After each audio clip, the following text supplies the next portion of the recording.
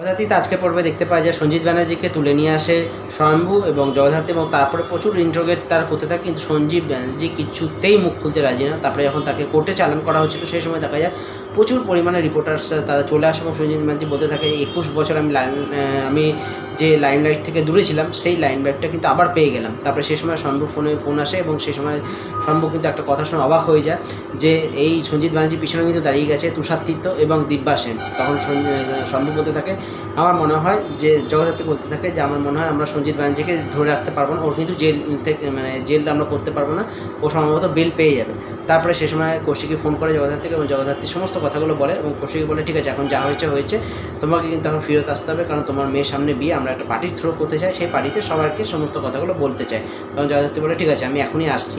এই দিকে দেখতে পাওয়া যায় যে চন্দ্রনাথ মুখার্জির উৎসব আসে এবং উৎসব এসে বৈদিকে বলতে থাকে যে আজ কোর্টে কী হয়েছে না হয়েছে।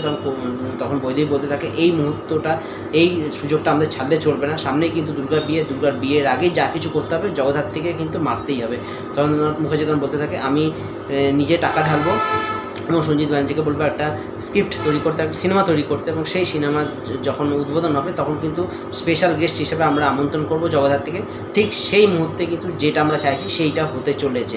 তারপরে কিন্তু দেখা যায় যে দুর্গাকে নিয়ে বাড়ির সবাই কিন্তু মেতে উঠেছে বিয়ের কী প্ল্যানিং হবে না হবে। তারপরে এপিসোডটা এখানে শেষ হয়ে যায়। দেখা যাক নেক্সট এপিসোডে কী হয়।